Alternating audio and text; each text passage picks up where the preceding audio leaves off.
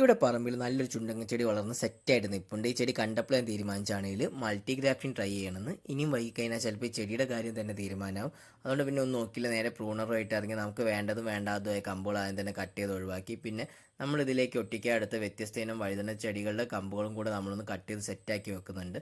ഈ ചെടിയിൽ നമ്മൾ ട്രൈ ചെയ്യുന്നത് ക്ലഫ്റ്റ് ഗ്രാഫ്റ്റിംഗ് ആണ്. അതിനുവേണ്ടി ആദ്യം തന്നെ നമ്മൾ ഒട്ടിക്കാൻ ഉദ്ദേശിക്കുന്ന കമ്പുകൾ ഇതുപോലെ നല്ലൊരു ബ്ലേഡ് വെച്ച് കട്ട് ചെയ്ത് ലെവൽ ചെയ്തിട്ട് അതിലേക്ക് ഒരു 2 ഇഞ്ച് താഴ്ചയുള്ള ഒരു ക്ലഫ്റ്റ് എടുക്കുന്നുണ്ട്.